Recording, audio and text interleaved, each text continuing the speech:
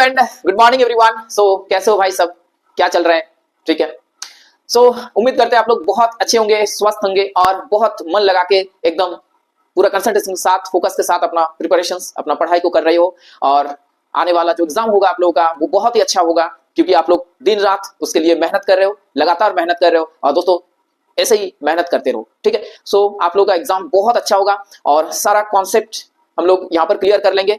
जो भी छोटा छोटा कॉन्सेप्ट आप लोगों को दिक्कत होता है तो वो छोटा छोटा पार्ट में हम बना रहे हैं और अपलोड कर रहे हैं। तो उम्मीद करते हैं ये वीडियोस जो है आप लोगों के लिए, आप लोगों का प्रिपरेशंस का जर्नी में बहुत ज्यादा मदद करेंगे। सो दोस्तों स्टार्ट करते हैं हम लोग अपना आज का लेसन। सो गाइस, मेरा नाम है विजय एंड वेलकम करते हैं सभी प्यारे साथियों को आपके अपने यूट्यूब चैनल विज्ञान प्रशस्ति पर। और गाइस जो भी यहाँ पर न्यू इस वीडियो को देख रहे हो, आप लोग क्या करना है, इस चैनल को सब्सक्राइब कर देना और ये दोस्तों के साथ शेयर कर देना, ठीक है। क्योंकि ये वीडियोस क्लास 11 का जो बच्चे हैं, जो नीट की प्रिपरेशन कर रहे हैं, जेई की कर रहे हैं, दोस्तों उन लोगों के लिए बहुत बेनिफिटेड रहेंगे, क्योंकि कॉन्सेप्चुअल क्लैरिटी इंपॉर्टेंट होता है।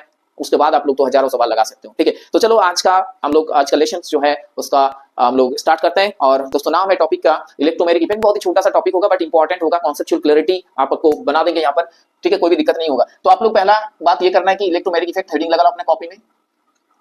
सो इलेक्ट्रोमैग्नेटिक इफेक्ट, अब दोस्तों इसको समझेंगे कैसे। देखो, आपको इंडक्टिव इफेक्ट के बारे में पता हो क्या? अब आज की लेसन में हम लोग बात करेंगे इलेक्ट्रोमैग्नेटिक इफेक्ट।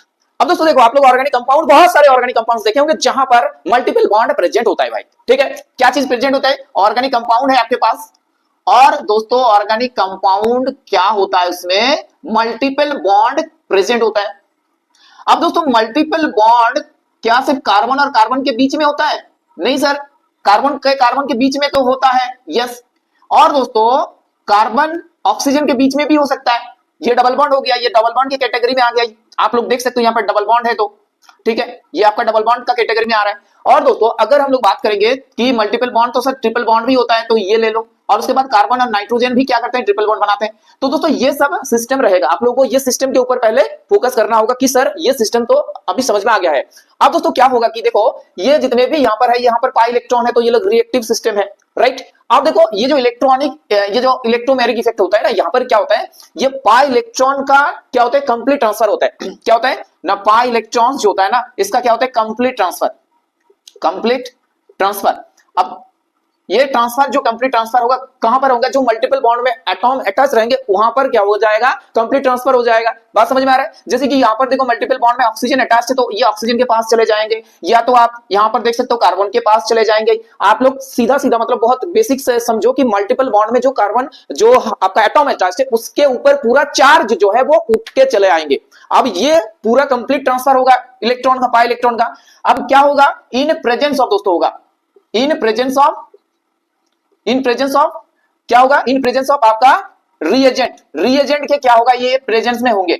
और दोस्तों अगर रिएजेंट को हम लोग हटा देंगे ना, तो ये फिर से बैक टू द इनिशियल जो ऑर्गेनिक कंपाउंड है उसमें चले आएंगे। तो आप लोगों को इस हिसाब से अगर समझाएंगे तो बहुत अच्छे तरीके से आप लोग चीजों को समझ सकते हो। जैसे कि ए डबल बॉन्ड बी आपके पास एक ऑर्गेनिक मॉलिक्यूल है, और इसमें इन प्रेजेंस ऑफ रिएजेंट, यहां पर हम लोग इन प्रेजेंस ऑफ रिएजेंट ये कर रहे हैं।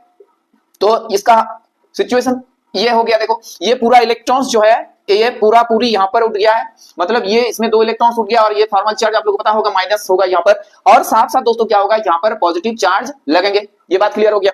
अब देखो जब ये रिएजेंट को हटा लेंगे हम लोग सिस्टम से, रिएजेंट को जब हम लोग सिस्टम से हटा लेंगे, तो ये back to the initial organic compound में चले जाएंगे, इनिशियल सिस्टम में चले जाएंगे। तो इन एब्सेंस ऑफ रिएजेंट, ये आपका एब्सेंस ऑफ रिएजेंट होगा। ये बात क्लियर हो गया, ठीक है। तो मल्टीपल बॉन्ड में ये देखो बी, जैसे कि यहाँ पर ज्यादा इलेक्ट्रोनेगेटिव है, तो उसी तरफ जो है इलेक्ट्रॉन्स का पूरा कंप्लीट ट्रांसफर होगा, इलेक्ट्रॉन्स पूरा उठ के उसके माथे के ऊपर चले जाएंगे। बात समझ में आया?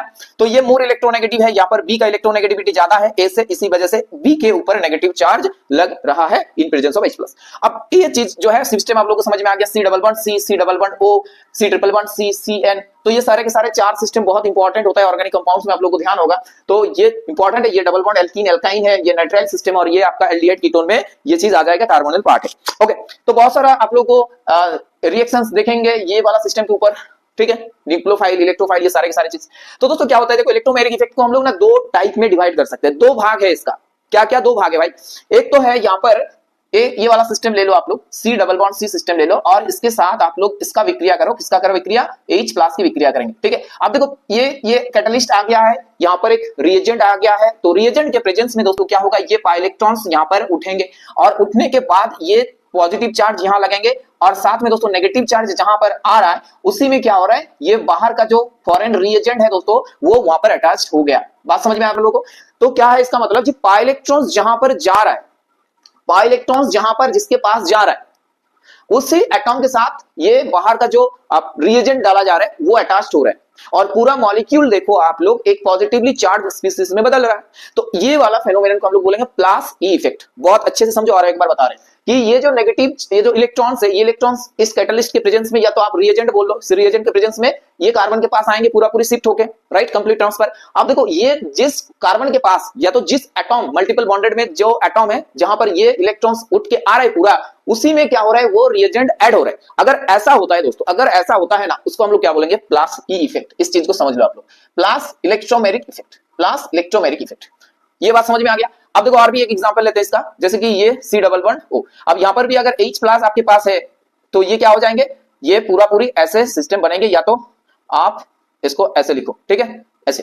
तो ये चीज समझ में आ गया आप लोगों को कि जहां पर वो पूरा पाई इलेक्ट्रॉन्स ट्रांसफर हो रहा है तो उसी एटॉम के साथ कनेक्टेड हो रहा है। देखो ऑक्सीजन के साथ ये H प्लस ऐड हो रहा है, ये OH बन गया और ये C प्लस हो गया। बात समझ में आ गया आप लोगों को? तो ये देखो कैसे कैसे रिएक्शंस हो रहा है। तो आप लोगों को बस, अगर क्लास 11 का एग्जाम हो रहा है तो वहां पर आपको पूछेंगे कि प्लस ई इफेक्ट कौन सा है और कैसे काम करता है, बस वो आइडेंटिफाई कर दो, ठीक है। प्लस ई इफेक्ट और माइनस इफेक्ट, तो उसको आइडेंटिफाई करने के लिए कॉन्सेप्चुअल क्लैरिटी होना चाहिए। अब देखो दोस्तों यहाँ पर हम लोग आगे बढ़ते हैं और आप लोगों को बताएंगे कि ये माइनस कब होंगे। देखो तो माइनस कब होंगे भाई, आपको एक सिंपल सा एग्जांपल यहां पर देंगे। माइनस ई इफेक्ट में जस्ट इसका रिवर्स होंगे। कैसे? देखो जैसे कि C double bond O system है आपके पास, ठीक है। अब क्या हुआ यहाँ पर दोस्तों कि एक Cn माइनस है और OH माइनस ले लो आप लोग, नेगेटिव वाला चार्ज, ठीक है। अब देखो यहाँ पर ये इलेक्ट्रॉन्स उठेंगे, यहाँ पर आएंगे। अब इलेक्ट्रॉन्स यहाँ पर उठेंगे, यहाँ पर आएंगे, मतलब O में माइनस चार्ज आ रहा है यहाँ पर, ठीक है। O में क्या आ रहा है, माइनस चार्ज आ रहा है। बात समझ में आया सबको? हाँ, O में माइनस चार्ज आ रहा है। अब दोस्तों यहाँ पर प्लस चार्ज बनेंगे, राइट, तो प्लस है और ये माइनस, तो फिर ये यहाँ पर अटैक करेंगे और पूरा पूरी जो मॉलिक्यूल हम लोग का बनेंगे दोस्तों, फाइनली ये Cn यहाँ पर आ जाएगा और आपका जो मॉलिक्यूल है ये आपका फाइनली इस हिसाब से एक फाइनल प्रोडक्ट देंगे, राइट। तो ये ऑब्वियसली आपको H प्लस देने के बाद ये OH हो जाएंगे। बट जो हम लोग नॉर्मल बेसिक सा चीज बताते हैं आप लोगों को, सुनो ध्यान से, कि Cn जो है वो कहाँ अटैच हुआ, क्या पाई इलेक्ट्रॉन्स जहां पर जिस एटॉम में पूरी कंप्लीट ट्रांसफर होके गया है वहां पर आया है, या जिस के पास से आया है, मतलब कार्बन के पास से आया है तो कार्बन पॉजिटिवली चार्ज हो गया यहाँ पर, राइट, और ये ऑक्सीजन नेगेटिव चार्ज। लेकिन दोस्तों Cn कहां अटैच हुआ ना, जहां से इलेक्ट्रॉन्स हट रहा है, जहां से जिसके पास से इलेक्ट्रॉन्स जा रहा है पास के एटॉम में, राइट, तो वहां अटैच हो रहा है। तो ये दोनों में डिफरेंस आप लोगों को समझ में आ गया कि प्लस ई इफेक्ट कब समझेंगे, प्लस माइनस ई इफेक्ट कब होंगे, राइट। तो ये आपका माइनस ई इफेक्ट है। आप लोगों को ना ये चीज समझ में आ रहा है कि पूरा पूरी माइनस ई इफेक्ट में क्या होता है दोस्तों, ये माइनस ई इफेक्ट, या तो आप बोल सकते हो माइनस ई इलेक्ट्रोमेरिक इफेक्ट माइनस।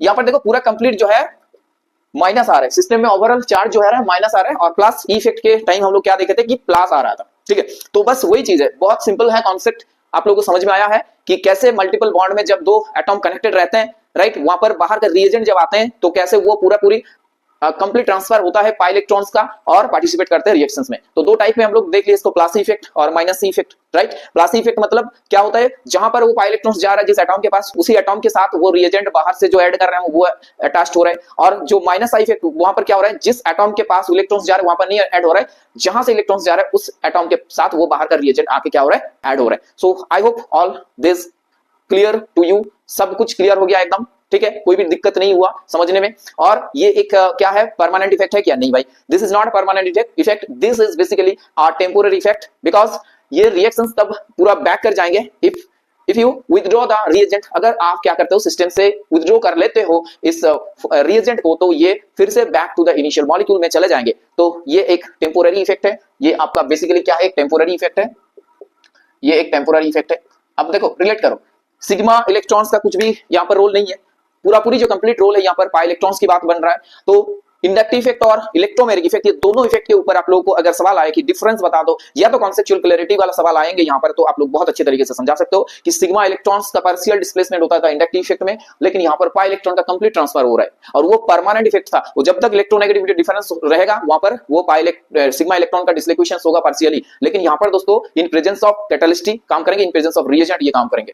ठीक है, तो ये पूरा पूरी क्या है, एक टेम्पोररी इफेक्ट है। तो आई होप इलेक्ट्रोमैग्नेटिक इफेक्ट आप लोगों को समझा दिए बहुत अच्छे तरीके से। नेक्स्ट लेक्चर में दोस्तों बात करेंगे हम लोग रेजोनेंस के ऊपर, जो कि बहुत इंपॉर्टेंट एक फैक्टर है। तो आज का ये लेक्चर यहीं पर एंड करते हैं दोस्तों, और उम्मीद करते हैं आप लोगों को ये समझ में आया है। और दोस्तों जो भी न्यू यहाँ पर इस वीडियो को देख रहे हो, please do share and subscribe this channel. So thanks for watching, मिलते हैं नेक्स्ट वीडियो में। Okay bye.